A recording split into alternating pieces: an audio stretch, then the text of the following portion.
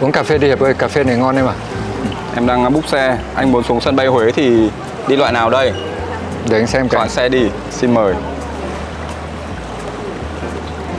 Ơ này, Travelsu nhiều xe ra phết này, có Mercedes này, Lexus này. Em chọn xe nào? Startup triệu đô mà lại. Em xe nào cũng được, nhưng mà chắc anh chọn cho em cái 16 chỗ đi. Thôi, ông chọn đi cho nó Đồ nhanh. đạc nhiều. Xong. Lần này anh em mình sẽ đến Huế. Hiệp với anh Khánh và ekip sẽ đến Huế làm một số chương trình ở trong Huế này, rồi lại đi Đà Nẵng này. Mọi người cùng chờ đón xem lần này khách sạn nào sẽ lên sóng nhé.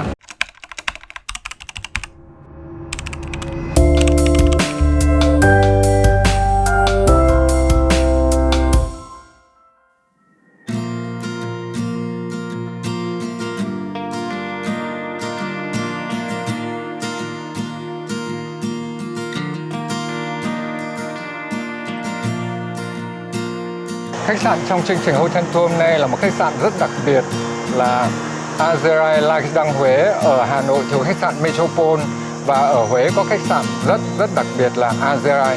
Mình đi vào nhỉ.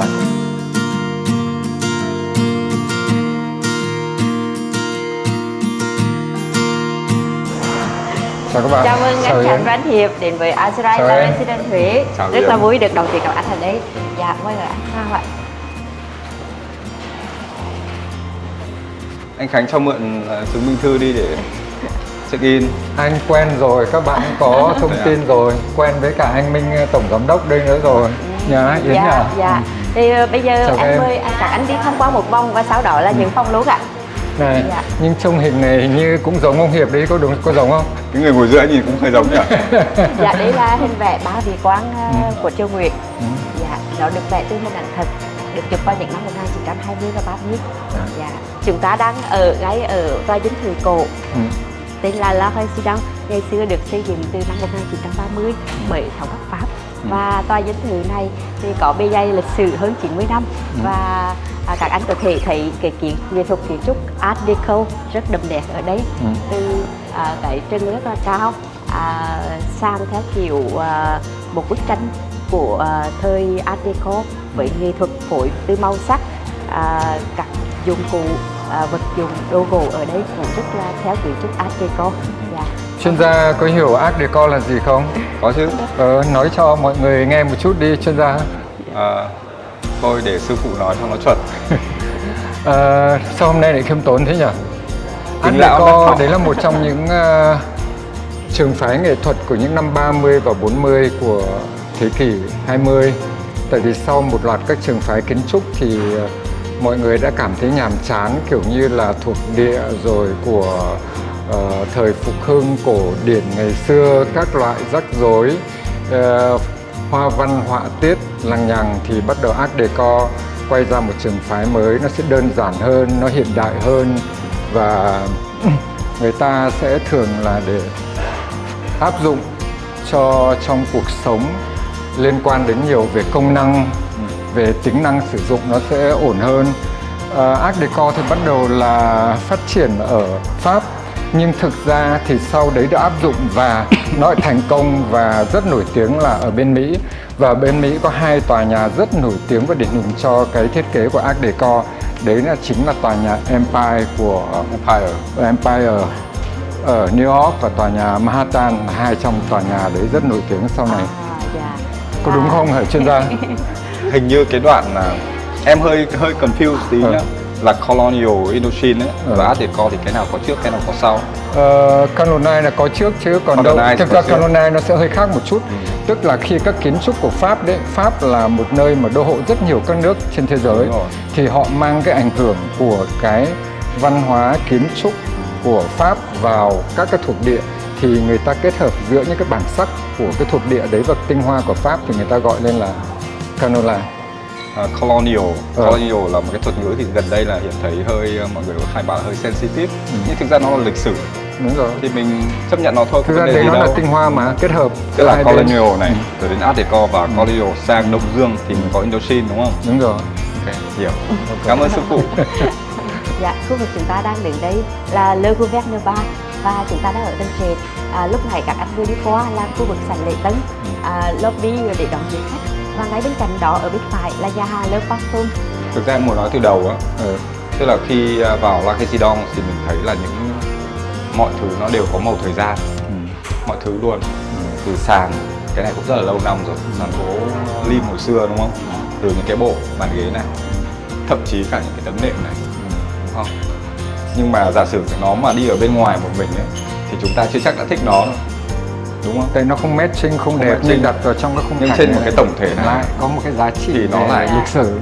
vô cùng hợp lý với một không gian này, với cái mùi hương này, với những bức tranh như thế này, thì đấy như thế rất là ổn.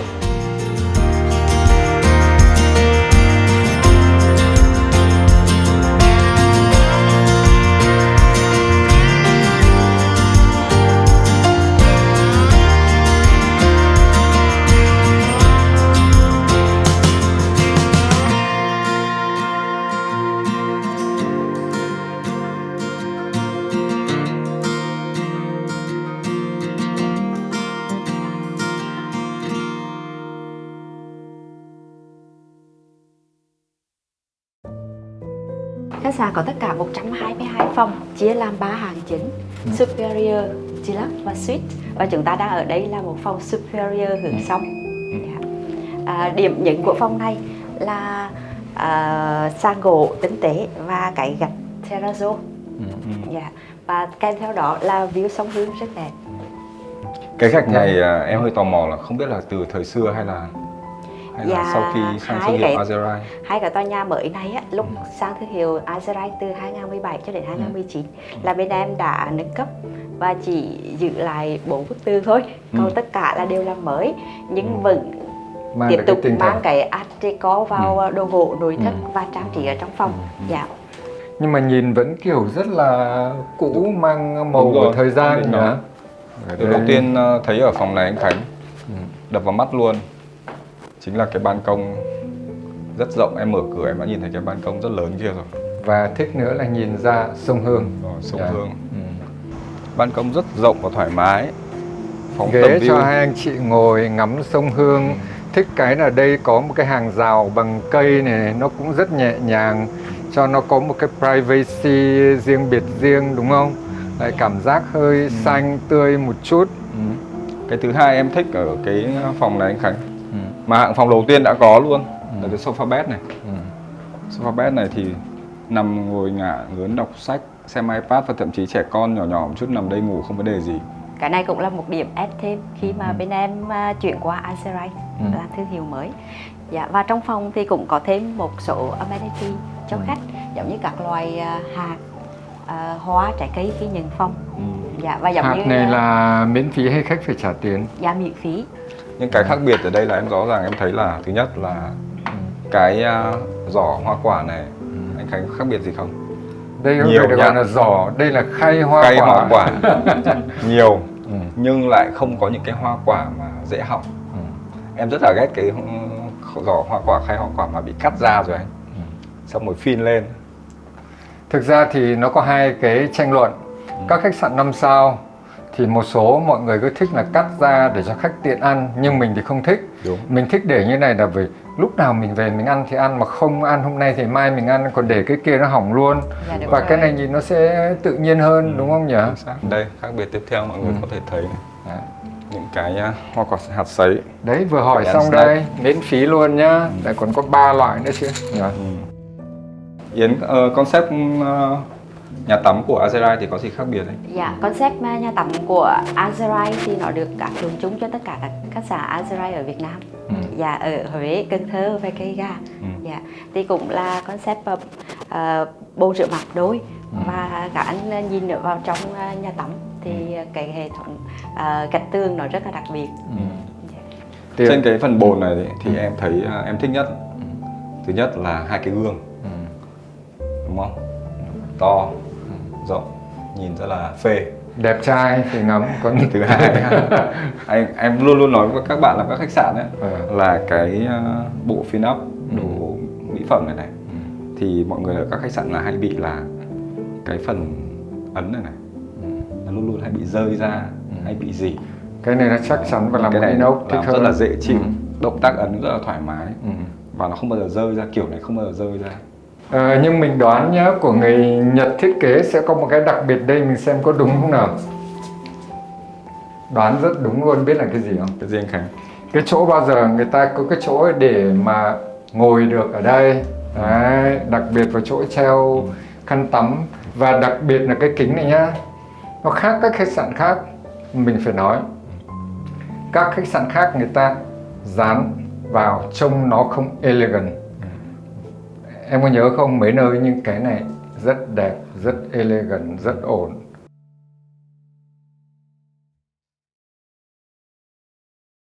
Dạ, bây giờ em mời các anh vào tham quan tòa nhà Thống Đốc. Tòa nhà mà như em đã giới thiệu là được xây dựng từ những năm 1930. Ở tòa nhà này chỉ có tất cả 10 phòng, 6 phòng deluxe và 4 phòng suite. Mỗi phòng ở đây đều có một tên riêng. Như em đã nói thì cái nghệ thuật kiến trúc Art Deco nó xuyên suốt toàn bộ công trình kiến trúc này, nhưng mà với mỗi cái tên của phòng thì nó được lấy cảm hứng để mà nó ảnh hưởng đến cái trang trí nội thất ở trong từng phòng một.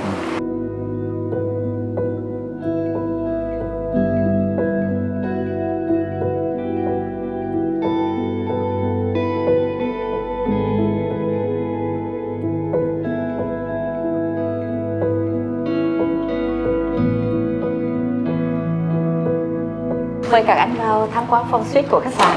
Phòng này có tên là Monument de Ship. Phòng này khá đặc biệt nhỉ, bước vào đã nhìn thấy hai cái cửa sổ này. Cửa sổ này cũng thích này, nhưng mà thường ít khi anh bước vào phòng ngủ là thấy cửa sổ ngay luôn rồi. Nhưng nhìn ra vườn cây đẹp, bể bơi, xa nữa nhìn thấy sông Hương. Dạ đúng cũng rồi. hay đúng không? Cái gạch này là gạch gì em? Dạ cái đây là gạch gốm anh. Gạch gốm đây cũng là một trong những đặc điểm của kiến trúc Art Deco cùng với đồ gỗ nội thất của kiểu Art Deco. Và cái phòng này có tên là Monument de Ship, có nghĩa là bảo tàng Ai Cập, vì nó được lấy cảm hứng từ nghệ thuật Ai Cập cổ đại. Nhưng mà anh đang muốn nói một chút về cái gạch gốm này, anh thấy nó cũng hay này. Tại vì cái thời mà thời Pháp ngày xưa đấy thì các biệt thự Hà Nội, các biệt thự kể cả trong Sài Gòn, Đà Lạt, Cần Thơ, mọi người cũng đều rất hay dùng cái gạch gốm này. Nhưng gạch gốm có nhiều loại khác nhau, các hoa văn, họa tiết. Nhưng cái này là một trong cái mình thấy là cái màu sắc mọi người làm rất là phù hợp với các trang trí màu sắc của tường ở đây. Nó cũng sáng đúng không? Và tiếp theo em muốn giới thiệu một nét đặc sắc của cái phòng này là cái giường four poster bed. Dạ, và các anh thấy ở đây thì nó có thêm một cái màn như thế này là để trang trí thôi ạ, chứ không phải chống muỗi đâu. Anh lại tưởng nhiều muỗi cho bọn em mới dùng màn ở đây. Dạ, nhiều khách hỏi như vậy ạ. Nhưng mà đúng về lý thuyết ban đầu tiên ấy, khi cái concept này nó là để cho chống muỗi khi mà người Pháp có thể đến Đông Dương đúng không? Dạ, có tình người ta làm cái này đúng không? Anh đã đi nhiều các khách sạn, nhiều nơi thì anh thấy mọi người trang trí thực ra làm một cái màn này nó cũng duyên. Với hai khi khách nước ngoài đến đây người ta thấy có một cái này nó vẫn mang được một cái bản sắc của người bản địa đúng không? Và nó cũng làm cho căn phòng này nó cũng đặc biệt hơn nhỉ? Dạ, chính xác. Cho nên hiện tại ở khách sạn cũng có một số phòng suite là đang giữ lại cái kiểu giường four poster bed cùng với cái màn trang trí như thế này. Dạ, và khách ở vào thì khách cảm giác như là đang du hành thời gian 100 năm về trước. Ở đằng kia mình còn có một cái khung cửa sổ rất lớn này, nhìn ra những cây xà cừ lâu năm. Và bên này có một cái khung cửa sổ nhỏ nữa. Phòng này phải nói là không khí rất là cảm thấy rất là thoáng, nhiều không khí, nhiều ánh sáng tự nhiên. Phòng suite thì hơi khác một chút, có nước khoáng, chứ không phải nước lọc thông thường, nước suối thông thường, là nước khoáng, Nước của Alba. Nước của Alba. Dạ, và có thêm một selection của trà, 3 loại trà. Có một tea set ở kia nữa. Dạ. Bây giờ mình hỏi này, cái máy điện thoại này có xài được không? Dạ, xài được bình thường. Xài được bình thường nhé. Xem luôn đi. Ok, thử luôn này. Nhưng có biết gọi lễ tân là số mấy không? Số 0. Không phải. Số mấy? Số 4. Số 4 à? Để thử lại nha. Thử lại nha.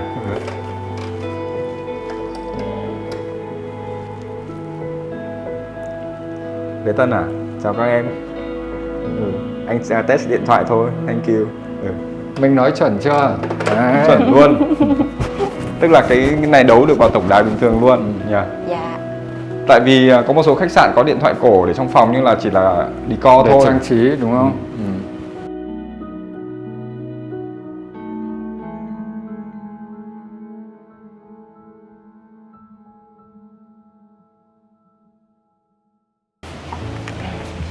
Đây, xin mời Mời các anh lãnh vào đạo ở phòng này. tham quan phòng Suite Vie Residence. Dạ, phòng này thì được tin là ngày xưa là phòng của ngài thống đốc ở. Lúc ngài là chủ sở hữu của tòa dinh thự này. Dạ. Phòng suite này nó rộng 72 mét vuông và nó chiếm hết toàn bộ cái tầng này luôn. Dạ, và chính vì như vậy nên view rất rộng, 360 độ view, kể cả ra thành phố và ra sông Hương. Dạ, mời các anh đi một Phòng Phòng đốc thích này. đầu tiên rằng là cái phòng khách này riêng biệt, rất thích, cửa sổ có mấy cái luôn, rất thoáng nhỉ. Nhìn ra ngoài cũng thích, mà trời mưa nhìn lại cũng có một cái hay riêng của nó, có đúng không? Em đang định bảo là anh không phải là anh phải gọi là cụ thống đốc biết chọn chỗ ở ghê, làm cái trên nóc tòa nhà mà lại còn view 360 độ nhìn ra sông Hương, cây cối, bãi cỏ xung quanh. Anh Khánh thấy phòng này có lưu lại kỷ niệm gì không? Anh có nhớ những khách sạn cũ của Sài Gòn, của Hà Nội đều có những cái bộ tủ như thế này, những cái bộ bàn ghế như thế này.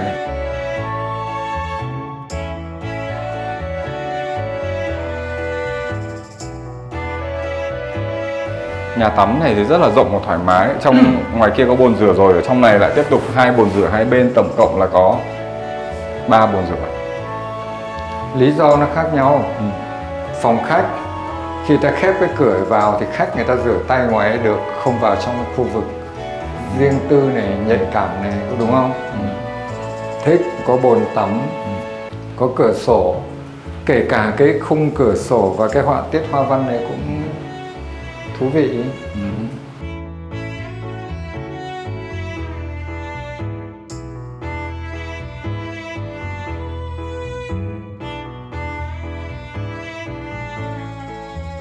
Qua đến phòng ngủ thì các anh lại bắt gặp lại cái view for poster bed. Cho nên cái nhà tắm với cái này thông ra đây cũng rất tiện và thiết kế khá hợp lý. Anh Khánh nhìn này, 1, 2, 3, 4, 5 cái cửa sổ và có một cái ban công rất to. Bởi vì trời mưa nên là không có thể ra cho quay cho mọi người xem cái ban công này được. Nhưng mà cái ban công này rất là rộng. Ở đây mọi người đã set up 2 cái ghế săn bát tắm nắng và 2 bộ bàn ghế xung quanh để có thể ngồi uống nước được. View thẳng ra bể bơi và sau bể bơi là View này sông còn Hương. thích hơn view của phòng Monument d'Egypte. Cho nên nói nhỏ với mọi người, nếu mọi người muốn thích view đẹp nhất thì book phòng này, Suite gọi là Residence. bấm mồm bấm miệng. Phòng thống đốc, đúng không? Đúng rồi. Dạ. Ở ngay trên giường ngủ là có thể nhìn thấy view sông Hương. Đúng rồi, lãng mạn. Hướng này có phải là hướng đông không? Đông Dạ, nam, nhìn qua bên kia là hướng Bắc rồi anh. hướng bắc đúng không? Nhìn thẳng qua Đại Nội. Đại Nội là phía bên kia, qua cái bờ sông đúng không? Dạ, qua sông là Đại Nội.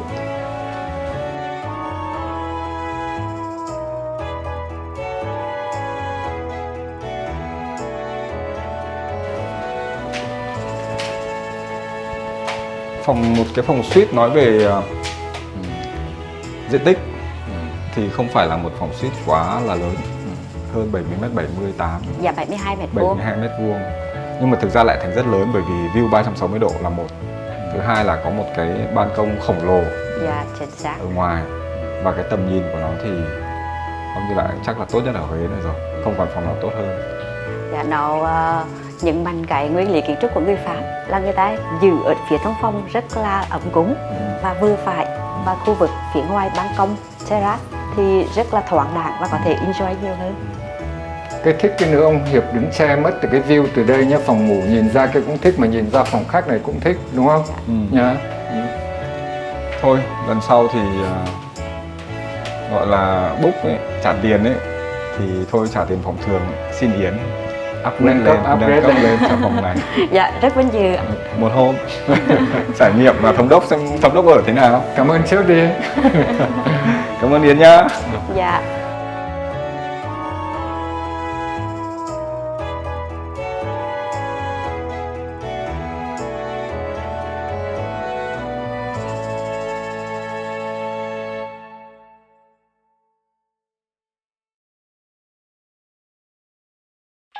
Dạ bây giờ chúng ta đang ở spa.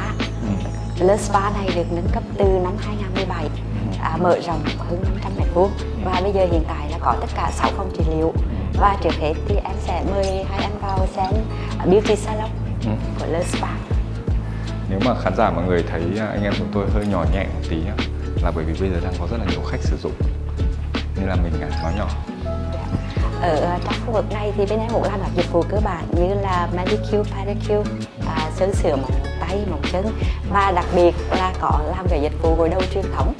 Thì hiện tại bây giờ khách sạn cũng muốn đi theo xu hướng là sẽ quay ngược lại với truyền thống và sẽ làm cái gội đầu truyền thống mà từ bồ kết, lá dứa và gội đầu cho khách. Và những trải nghiệm của khách hàng nước ngoài khi đến Việt Nam mà dùng cái dịch vụ này thì người ta đều rất là wow.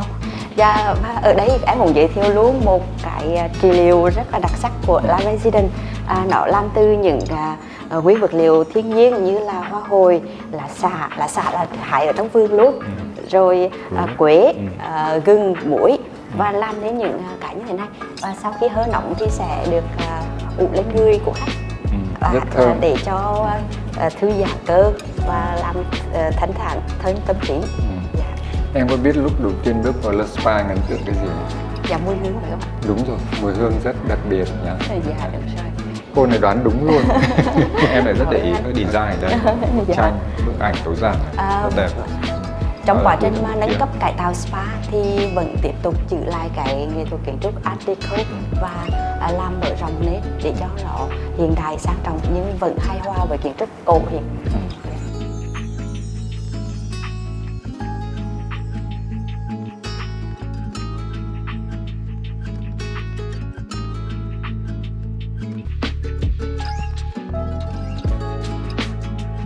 Dạ bây giờ mời các anh vào tham quan khu trị liệu xông hơi và xông khô ạ.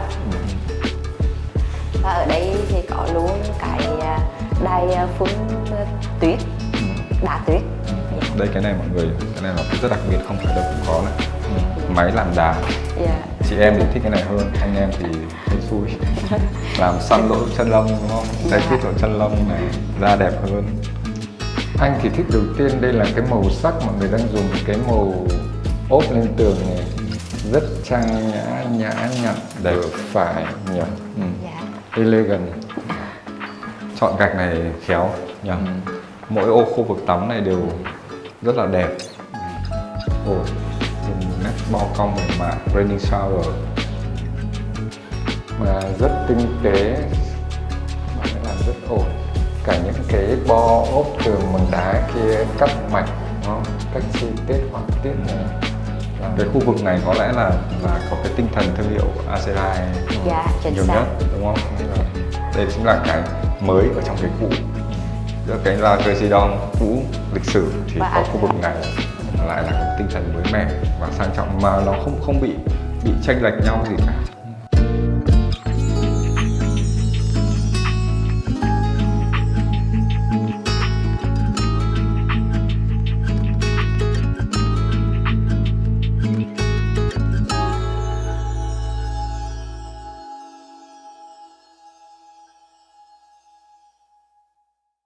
Dạ, bây giờ mời các anh ra tham quan bể bơi ạ. Đây là một cái vị trí mà mình có thể quan sát toàn bộ khuôn viên khách sạn rất là thuận lợi. Từ đây mọi người có thể nhìn thấy tòa nhà chính, dinh thự thống đốc Pháp cổ và hai cạnh hai bên, và cả 3 tòa nhà này liên kết với nhau và tạo thành hình giống như là một con thuyền đang rẽ sóng ra khơi. Dạ, và từ đấy các anh có thể nhìn thấy những cái đường vòng cung và những nét cắt úp rất là kiểu hàng hải, đại diện cho nghệ thuật kiến trúc Art Deco. Anh Khánh ơi, kia là phòng thống đốc kìa, đúng không? Còn đây là phòng Ai Cập. Colonial Suite. Colonial Suite. Cái Ai Cập là góc này đúng Dạ, không? Ai Cập góc này. Trời, sao hôm nay định hướng kiểu gì đấy? Đây cái hành lang em mới đi là từ đây đi ra đây. Đúng rồi. Nhiều khi Bắc Nam, Nam Bắc nó lẫn lộn. Và ở ra bể bơi này khi mà khách nhìn qua bên kia thì có thể thấy cột cờ của Đại Nội. Nhưng anh nhớ ngày xưa anh ở đây đấy, cái bể bơi này là bể bơi nước mặn cơ mà đúng không? Thì bây giờ thì như nào? Dạ bây giờ nó vẫn là nước mặn. Bên em vẫn sử dụng một loài muối đặc biệt để xử lý nước. và đồng thời là cũng giảm cái lượng hóa chất mà đưa xuống hồ để đảm bảo sức khỏe cho khách hàng. Bể bơi này khá rộng nha Hiệp, lại còn sâu nữa. Xin mời sau khi quay xong ông xuống bơi vài vòng. Dạ, rồi anh ra đây ạ. Cái khu vực này em thích này anh Khánh. Khu vực này là có một cái này gọi là terrace đúng không? Dùng từ chuẩn hơn là terrace. Dạ. Cây này chắc là nhiều tuổi hơn ông Hiệp rồi. Dạ, trông thân cây như thế này cái đúng không nhà như này ở đây á là nó hơn 100 tuổi. Cây nhãn cổ thụ. Dạ, cổ thụ rồi. Và các anh cũng thấy ở trước khu view của khách sạn á, nó cũng có hai cái cây mà cổ thụ rất lớn. Và lúc này anh Hiệp nói là nhìn vào nó cảm giác rất là Hà Nội như vậy đó.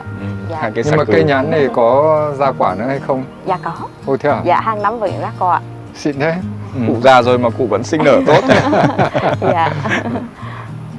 Và bãi cỏ thảm cỏ này cũng thích này. và nói thêm một chút về Huế thì mọi người đang ở đây ngay ở bờ sông Hương và ngược dòng thời gian vào những năm 1930 thì Huế được người Pháp chia làm hai phần. Phần Bắc sông Hương ở bên kia là dành cho đại nội, vua chúa, quan lại ở. Phần Nam sông Hương ở bên này thì theo một cái hiệp ước mà ký kết vào cuối thế kỷ thứ 19 là người Pháp sẽ xây dựng một khu vực của họ ở đây. Nó như là một thành phố của người Pháp mà tất cả các thành phố thuộc địa ở trên thế giới của người Pháp hầu như người ta đều xây dựng. Thì ban đầu nó chỉ là một cái tòa dân biểu ở bên cạnh La Résidence Supérieure, và sau đó thì người Pháp đã bắt đầu xây dựng lên rất nhiều những cái công trình kiến trúc khác, ví dụ như tòa nhà La Résidence, ga Huế, trường Quốc học Huế, rồi tiếp theo đó là trường Nữ sinh Đồng Khánh mà bây giờ hiện tại là trường Hai Bà Trưng. Ngày mai mình sẽ mượn xe đạp, mình sẽ đi hết mấy cái điểm đấy. Dạ đó. Đối diện với Quốc học Huế là đài tưởng niệm chiến sĩ Trần Vong mà bây giờ người ta gọi là bia Quốc học. Dạ. Và tiếp theo nữa là cầu Tràng Tiền, cũng là một điểm rất là nổi tiếng của thành phố Huế.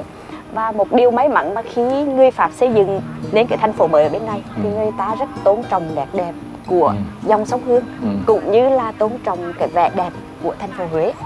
Cho nên lúc xây dựng thì các anh để ý tất cả các công trình mà lúc xây dựng thì nó hơi khá xa so với là bờ sông.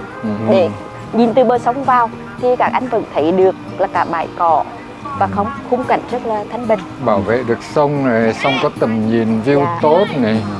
Tức là khu này nó cũng giống như Hà Nội gọi là French Quarter đấy nhỉ? Dạ đúng rồi, nói kiểu như vậy đó.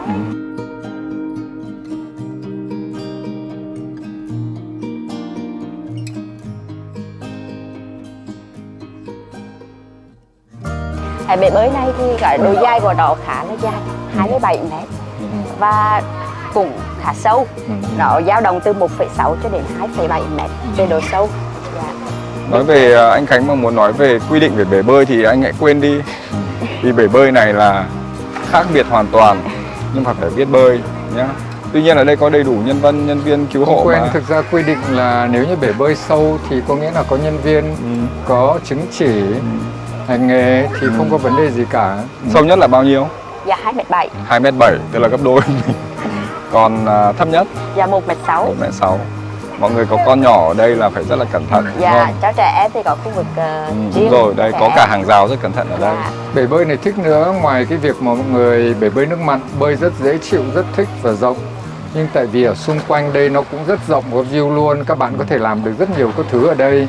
Ví dụ các cái chương trình mà sự kiện đặc biệt, gala dinner, hoặc ăn tối romantic, lãng mạn cho các cặp đôi ở đây. Ăn tối barbecue. Xin mời ông Hiệp với Chi, với cá heo, tối nay ngồi ăn riêng chẳng hạn, cũng là một ý tưởng. Với cái con đường này mình có thể làm được cả những sự kiện thời trang này. Đúng rồi. Đúng không? Đẹp mà.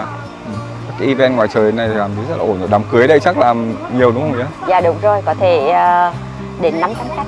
500 khách làm cái sân này. Dạ, sân vườn và cạnh bể bơi luôn. Cảm nhận thế nào? Cảm nhận thế nào thì phải thêm tối nay và cả ngày mai nữa để tự mình đào bới khám phá. Nhưng mà từ lúc đi tham quan, Yến dẫn đi thấy thích hay không thích? Thích chứ, quá thích. Một trong những gọi là my favorite hotel. Thế thì như này em thấy tương đối là hiểu được tổng quan, của khách sạn thế nào, vị trí, các cái khu vực cụ thể hơn. Chứ những lần trước đi xem á thì nó thật là ở thì chưa ở bao giờ nha. Dạ. Mới cạnh cưỡi ngựa xem hoa đi xem Anh ở rồi. Anh thì VIP rồi, đúng không? Em vẫn tôi tớ cái gì lái xe bảo vệ mà. Lần trước thì xem từ thời em Gallery đến thời bây giờ là Aserai La Gaydon thì tối nay mới được thực sự là trải nghiệm ở. Thế nên là mình sẽ book thử bàn ăn này, ăn tối này. Sáng mai như đã hứa sẽ cố gắng đi, nếu mà trời không mưa, đi xe đạp một vòng, xem xung quanh như thế nào. Đó. Thậm chí có thể book gội đầu, spa, các Cái thứ. bể bơi đẹp này không chịu bơi à? Tí nữa phải giảm cân tí đã. Cảm ơn Yếm nhiều nhá. Cảm ơn Dạ, em. cảm ơn anh Khánh và anh Hiệp. Ừ. Rất cảm ơn hai anh đã dành thời gian để ghé thăm La Gaydon và hy vọng hai anh sẽ có một trải nghiệm cực kỳ đặc biệt và tốt đẹp tại La Gaydon.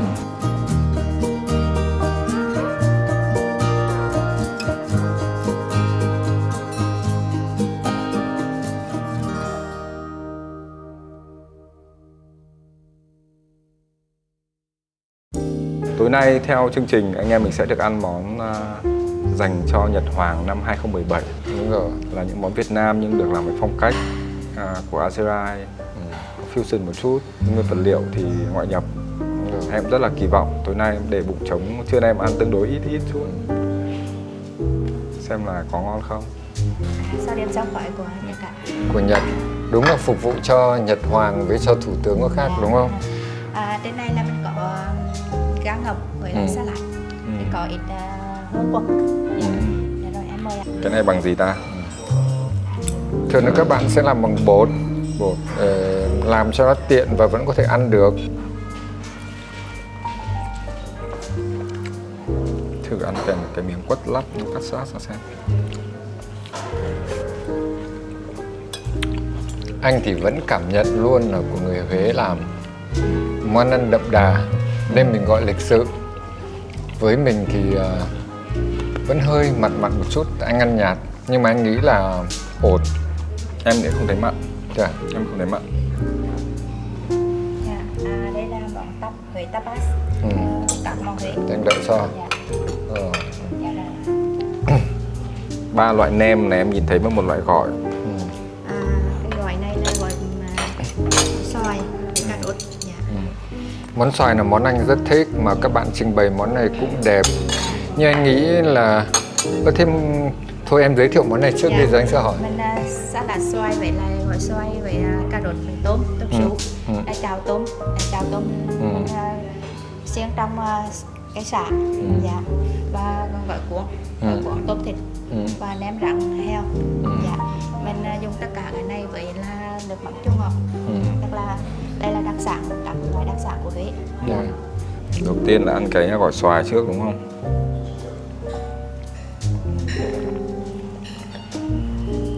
Trời, mình cũng thích ăn gỏi xoài lắm.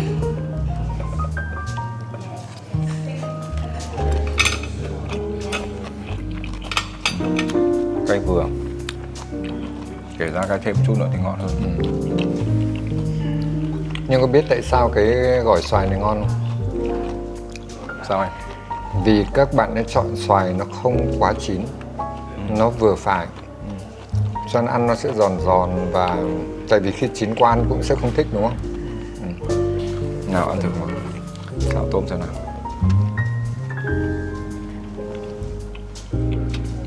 Như bạn Mark Win. Wow. So sweet. Còn đây không phải là so sweet mà so delicious. Nhưng mà ngon thật. Nhưng nói thật, em ấy thích mấy cái món này nó có thể cay một tí. Nên mà có thể mọi người làm cho các khách nước ngoài, các thứ mọi người ăn, đúng không? Rau ngon thì phải ăn nốt. Ngon, mình đã ăn nhanh và xong luôn rồi. Mình đã ăn thêm nem cuốn rồi. Đây là cái này ngon.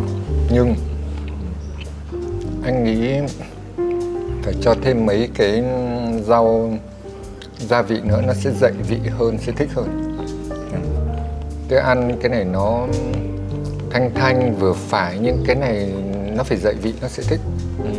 Đúng không? Bây giờ mình phải có một cái công thức mới. Anh em ekip cấm Từ anh Khánh không từ. được nói từ ngọt và thanh. Thanh ngọt ngọt. Nhưng nhiều khi đúng là nó thanh thật, nhưng mà mình nghĩ là nó sẽ, cái này mình thích nó sẽ hơi cá tính hơn một chút, hơi strong hơn một chút, hơi ấy thì sẽ. Hơi ấy là hơi gì? Cụ thể ấy là gì? Nhiều khi bí từ thì ông sẽ nói tiếp vào cho tôi chứ có vấn đề gì đâu. Bây giờ sẽ nói với các bạn content nhà là tập hợp các tính từ cần thiết trong ẩm thực, gửi cho sếp Khánh. Anh Khánh thì vị rất tốt, giám khảo rồi thử món ăn rất nhiều. Mỗi tội là tính từ sử dụng hơi hạn chế, rồi trước máy quay nhiều khi hơi quên từ. Tôi không phải là nghệ sĩ, diễn viên, tôi nông dân bộc bạch, nghĩ gì nói ấy. Thực ra là ăn nem cuốn này ngon nhất, cầm tay. Đúng rồi. Xin phép khán giả nếu mà Xin phép thì anh đã cầm tay ngăn hết cả cái. anh không xin phép luôn à? Rất ngon. Anh rửa tay chưa? Yên tâm, đây lúc nào cũng trước khi ăn là rửa tay sạch sẽ. Bài học từ ngày xưa. Mình cũng rửa tay rồi, nhưng lúc đấy mình chót cầm cái máy ảnh chắc cũng không sao.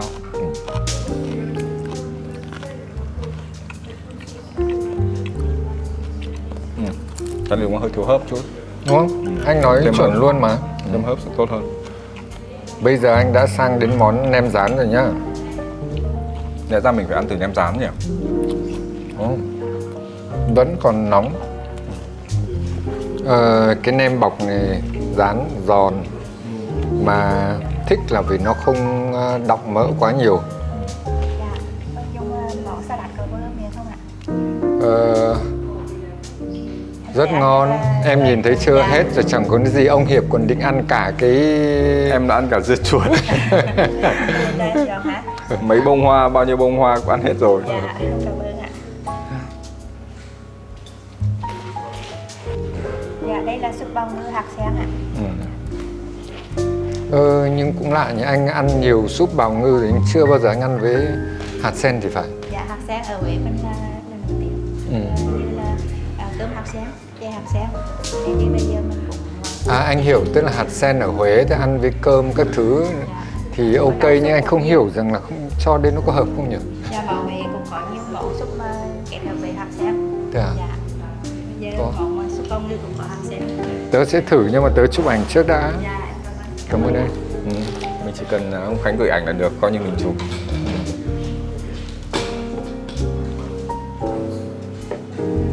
Tiêu thì chắc chắn cho một chút rồi. Simmer. Mình cho một tí cho nó thêm có tí mùi thôi chứ mình cũng không ăn nhiều cái này. Món này ngon anh Khánh. Thế à? Hạt sen mềm, rất là mềm. Không hạt sen mềm mà nó Thơm có mùi. quyện với cái vị này, có hợp cái vị Rất này hợp không? luôn. Dạ. Đúng không? Được. Không lệch lạc tí nào. Dạ, đây là bò mình dùng với thịt với rau xào. Steak nhưng mà serve khác nha anh Khánh. Rau xào, bún. Phần này là medium rare của em đúng không chị? Dạ, medium rare. Thịt bò này là bò gì em? Dạ, bò Úc ạ. Bò Dạ, Úc. thăn bò Úc ạ. Rồi. Dạ. Nhưng mà bò này thì phải cho xin 2 ly rượu vang đỏ. Dạ. Cho nó đúng kiểu. Đúng điệu hả? Hôm nay ta xóa nhỉ? Em mời anh ạ. Không phải đấy. Chị. Trước khi rượu vang đỏ thì phải finish rượu vang trắng. Mình không cần finish. Thế là món này chúng ta phải vừa dùng đũa, vừa dùng dao dĩa. Nhưng mà các bạn cũng cắt ở đây anh Khánh. Cắt tương đối nhỏ rồi.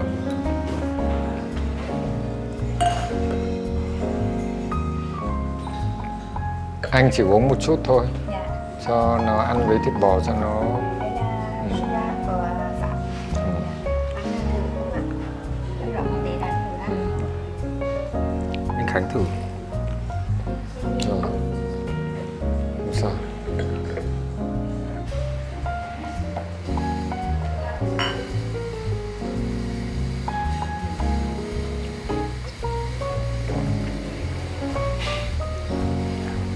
Cái này cũng nặng đấy chứ nhỉ? Được em, cảm ơn em. Với bò thì không hợp.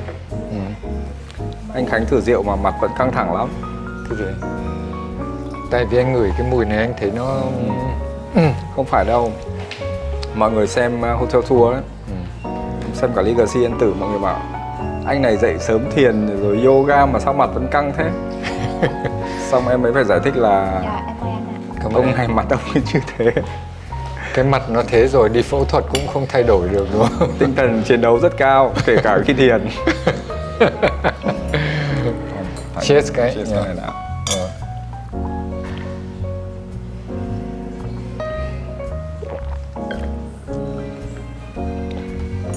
Cũng hơi nặng thật đấy.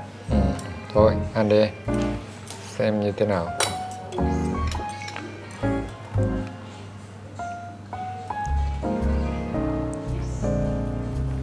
Em vừa ăn cái đồ xào đấy đúng là đồ xào bình thường thật anh. Còn có ý đồ thôi.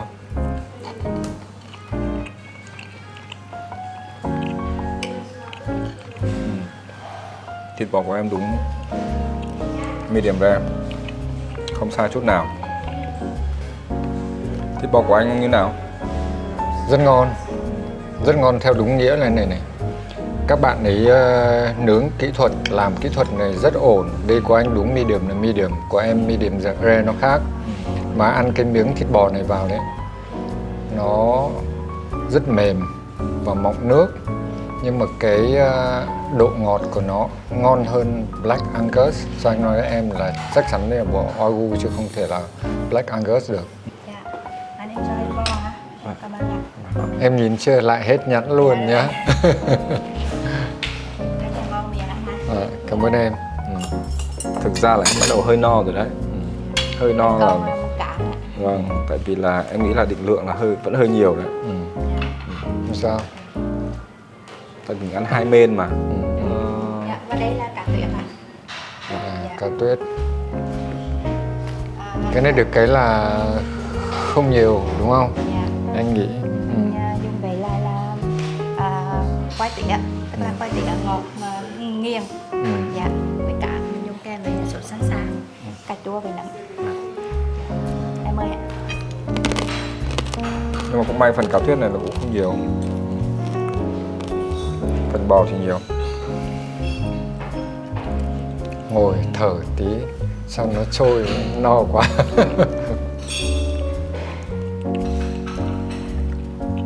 Cái khoai này nó ngấm nước cá chảy xuống. Ăn khoai này em thấy còn ngon hơn ăn cá đấy.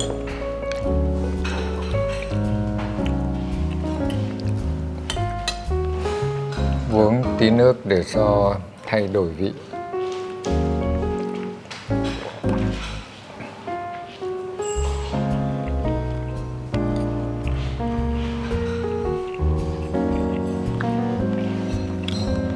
Cá này dai, chắc.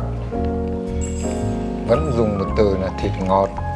Tưởng cấm không được dùng từ ngọt nữa rồi. Nhưng mà cái thịt này ngọt thật, ngon. Đặc trưng của cá Dai. tuyết là cái thớ thịt của nó rất là khác. Đúng rồi. Nó dai và nó chia thành từng thớ nhỏ nhỏ. Và nó có một cái vị đậm hơn các loại cá thông thường. Thường là cá trắng.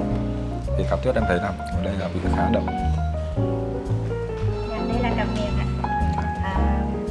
Còn mousse xoài và kem vanilla, xoài các loại bột sô cô la mình dùng kèm với nhau.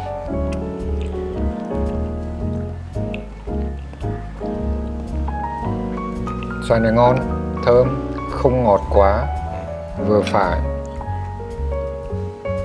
Xem thử cái này nó sẽ nào. Thôi ăn hết đi. Thoảng ăn ngọt cũng được, không sao đâu. Thực ra tại no quá rồi. Định lượng hơi nhiều, mình nói từ lúc trước đúng không? Vẫn phải xin lỗi là mình không ăn nữa tại vì no bụng rồi. Xin mời bạn Hiệp tôi nhường luôn cho cả đĩa này nhé. Thôi. Thì bữa ăn hôm nay anh thấy như nào? Anh nghĩ cái thực đơn này nó có một cái hay là khi tiếp thủ tướng nhà mình tiếp gọi là Nhật Hoàng thì cái hay của nó là mọi người chọn được tất cả các đồ ăn kiểu như là rất mang cái tính của Huế đặc trưng, nhưng nó khác cái là mọi người chọn những cái chất lượng cao cấp hoặc các gia vị mọi thứ, một số đồ anh đã được nghe mọi người nói là mọi người phải nhập từ bên nước ngoài về để đảm bảo chất lượng cho nó tốt. Bây giờ anh em chúng tôi sẽ dành thời gian uống trà và ăn nốt đĩa mút xoài với kem vani này. Anh Khánh thôi cố gắng ăn đi. Nhường cho Hiệp. Thôi. Hẹn gặp lại mọi người ngày mai. Anh em chúng tôi sẽ quay lại với những trải nghiệm mới tại Azerai và tại thành phố Huế.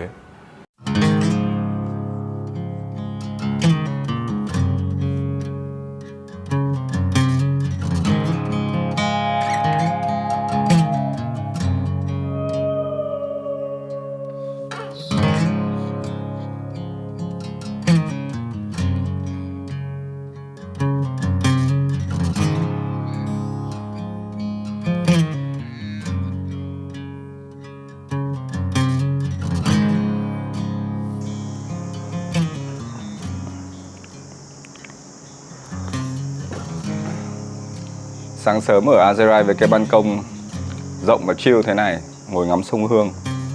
Bình thường tôi không uống trà đâu, nhưng hôm nay tôi cũng phải pha trà uống. Cảnh đẹp ở đây quá ổn, và cái ban công này tôi nghĩ chắc phải đá bóng ở đây được mất.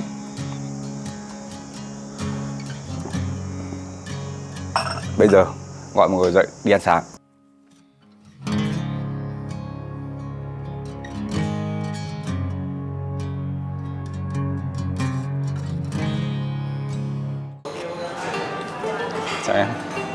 Bây giờ mình sẽ đi ăn sáng, tranh thủ review nhà hàng cho mọi người xem luôn.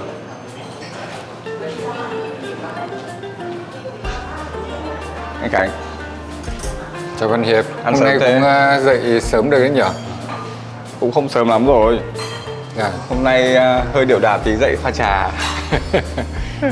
Này, đây có góc đồ này cũng ngon này. Từ từ em lấy cái đĩa, Trời, có đồ gì là em lấy luôn. Nào có đồ Đây gì là góc đồ ăn của Huế. Bánh bột lọc, bánh bèo, có bánh mì rất ngon. Xong bao giờ anh cũng sẽ lấy bánh mì. Ở đây là nên ăn bánh bột lọc này, đồ Huế này. Đúng rồi. Và ăn bánh bột lọc này là phải lấy một cái đĩa nhỏ nước chấm cho vào đấy. Mắm cho vào, nước mắm chua ngọt ở đây. Đúng không? Đồ ăn của các bạn ấy thì anh nghĩ những cái đồ này cũng giống như các khách sạn 5 sao khác. Thực ra mà phải nói công bằng với mọi người rằng đồ ăn không thực sự là quá nhiều, nhưng các bạn thiên về là chất lượng hơn là về số lượng. Cho là từ cái bánh mì, bánh qua sang ăn rất ngon.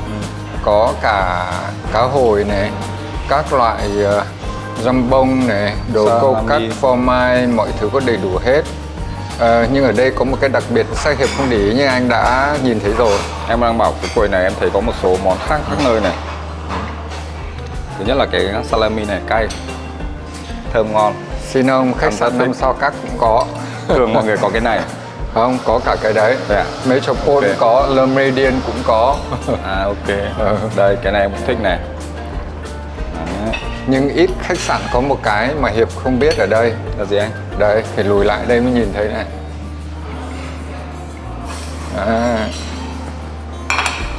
Có biết đây là cái gì không?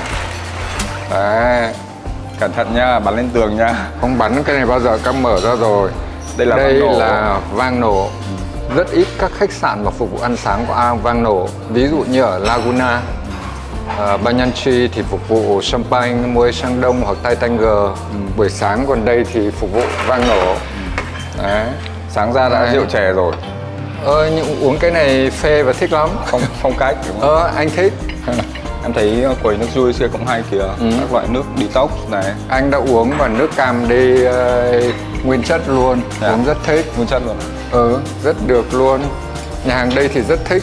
Thích là bởi vì là đầu tiên là mình nói đến bàn ghế mọi người kê ở đây. Có các loại bàn khác nhau, bàn cho 2 người, bàn cho 4 người và bàn tròn cho gia đình. Cái gỗ ghế này, thấy không? Vẫn theo màu thời gian từ ngày xưa, vẫn cái màu đen và màu đỏ này cùng với cái nền của cái Hiệp không nhìn thấy cái nền này không đẹp à? Các loại gạch bông này, xong rồi gỗ này, rất thích đúng không? Em thấy khu vực terrace phía ngoài cũng đẹp. Trong đây các bạn còn có một phòng ăn riêng nữa. Phòng ăn riêng khi tiếp khách mọi người có thể tiếp khách ở đây được. Nhưng mà anh thích hơn là ở phía ngoài này. Tại vì ngoài terrace này khi mà thời tiết đẹp, ngồi ăn ở ngoài cũng thích luôn nhá. Thế chill, xong rồi view nhìn ra sông Hương, cây cối, thiên nhiên. Mà thậm chí đây là còn cả vườn rau của bên Azerbai Lakisdang luôn nữa. Vườn rau herbs đúng không? Đúng rồi, Rau gia vị. các loại gia vị cũng thích. Các bạn ấy dùng luôn, hái những cái này để mang vào chế biến trong bếp. Mà hay một cái đây là vườn này là vườn thật. Em thấy mọi người làm thật và thu hoạch rau thật. Biết tại sao thật không? Tại vì đây mọi người có đất, có diện tích để làm. Có nơi khác thì nó sẽ chật và nó sẽ khó. Ok, thôi ăn thôi nhỉ? Ok. Hôm nay còn nhiều hoạt động lắm đấy.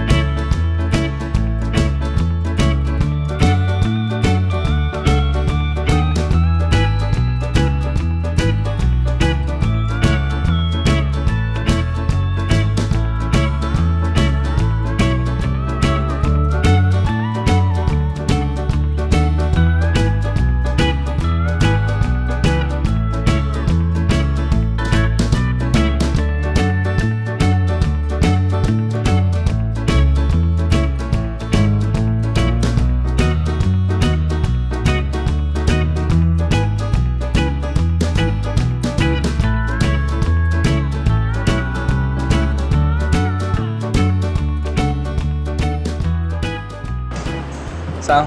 Hoàng hôn đẹp này còn Đi gì. đạp xe có mệt không anh Khánh? Anh thì phình phường, anh nghĩ là Hiệp thì mới có vấn đề chứ đúng không? Em thì mệt nhưng em thấy anh bảo đầu gối dạo này cũng collagen đang hơi ít. Nhưng mà anh không sao, đạp xe hôm nay rất thú vị, dừng lại nhiều điểm cũng thích nhỉ. Lâu lắm mới được trải nghiệm ở Huế, có chuyến đi rất thú vị. Từ ngày làm hotel tour, đi thì cũng đi nhiều, ăn cũng ăn nhiều. Có hôm ăn 2 lần 3 lần đúng không? Nhưng cũng may là cũng vào phòng gym, cũng đi bơi, cũng đi đạp xe nên là em thấy dạo này cũng không biết khán giả có để ý không nữa. Thế ngon ngót được tí à? Pork belly, ba chỉ có vẻ giảm đi chút. Nhưng tại vì anh muốn nói với khán giả trên kênh Hotel Việt Nam một chút là mình với Hiệp đang đứng ở nhà hàng Le Sec. Đây là một trong những nhà hàng được các khách du lịch đánh giá là top số 1 trên TripAdvisor ở Huế đây. Chuyến đi này đấy, thế Hiệp thấy khách sạn Azerbai Lakisdang như thế nào? Nói sao nhỉ? Em nghĩ là về dịch vụ nhá, thì không nói so sánh các khách sạn, nhưng mà trong chuyến từ khi mình bắt đầu làm hotel tour đến bây giờ thì em nghĩ là dịch vụ của Azerbai Lakisdang là theo em đánh giá là hiện tại là được em thấy là tốt nhất. Tốt nhất ở đây ấy, là thứ nhất là mọi người có một cái cơ sở vật chất rất là cũ, nhưng mọi người lại làm cho nó vẫn sống được, có một cái tinh thần vẫn toát lên và nhân viên thì cực kỳ là thân thiện và nhiệt tình. Mình phải chỉnh lại một chút, không phải là cũ mà là cổ. Tại các bạn vẫn cải tạo lại và nó vẫn rất nhìn vẫn mới mà. Nên nó có một bề dày của lịch sử từ những năm 1930 mà đúng không? Tuy vậy thôi nhưng mà em nghĩ là mọi người gặp nhiều challenge chứ. Tại vì ví dụ như là có những khách khó tính ấy, người ta sẽ bảo là cũ, người ta sẽ bảo là không hiện đại. Hoặc ví dụ như có những khách sạn hiện đại thì nó sẽ ví dụ bồn cầu kiểu mới này, nhà tắm to hơn này, hoặc là ví dụ ban công này, các thứ này khác. Hoặc là ví dụ thang máy cũng là một cái vấn đề nữa. Thế nhưng mà bù lại những khách mà lại yêu cái đẹp, yêu sự hoài niệm một tí, hơi có tinh thần. Mọi người thích văn hóa, thích phong trí cách, thức, đúng không? Đúng rồi. Thì em nghĩ là sẽ rất là thích. Đúng rồi. Và bên cạnh đó những cái facility như spa này, rồi bể bơi này, phòng gym này, các khu tập này, bãi cỏ này, thậm chí từng cái cây, thậm chí từng bó hoa em thấy đều rất là đáng yêu và dễ chịu. Anh rất thích đoàn đây, với anh là anh rất hợp với khẩu vị đây. Các bạn làm rất tinh tế, kể cả Hiệp thấy ăn sáng không có nhiều đúng không? Nhưng mà các bạn đấy thiên về chất lượng, về quality thay vì rất là cao cấp. quantity. Đúng rồi. Từ những người nhân viên lớn tuổi, từ những vị sếp như là anh Minh đến những người như chị Tâm, anh Phúc, rồi bạn Yến, mọi người em thấy đều rất là vui vẻ và cái nụ cười nó rất là, mình cảm thấy rất là thân thiện từ bên trong chứ không bị kiểu giả tạo. Nhưng hơi tiếc một cái là anh không gặp được bạn Hải, bếp trưởng đây, một tài năng, nhưng mà chắc là mình sẽ có một chương trình làm riêng với bạn ấy nhỉ? Hy vọng. Và đây cũng là khách sạn Azerai đầu tiên mình đến thăm. Đúng rồi. Và có rất là nhiều Azerai khác nữa đang chờ đón mình. Đúng rồi. Hy vọng là mọi người cho mình đến làm phiền một chút nhỉ. Chưa check out, mới ở có một hôm thôi mà bây giờ chưa check out, tí nữa về check out mà đã thấy hơi nhớ khách sạn rồi, ở chưa đã lắm. Thế lần sau sẽ quay lại, tại vì có nhiều cái để làm mà. Hẹn gặp lại mọi người trong những chuyến hotel tour sắp tới để xem Hiệp và anh Khánh và cả team Hotel Lời Việt Nam sẽ có những khách sạn ở khách sạn thế nào, khu resort thế nào để đưa đến với quý vị khán giả. Lần này thì mình phải muốn nói với mọi người rằng chắc chắn mọi người sẽ hài lòng với khách sạn này, rất đặc biệt, rất hay. Cho nên các bạn hãy cho mình xin rất nhiều like ở đây và các bạn hãy nhớ là theo dõi kênh Hotel Việt Nam và đăng ký nhé. Cảm ơn các bạn. Thầy không bao giờ quên tiết mục xin like. Xin chào.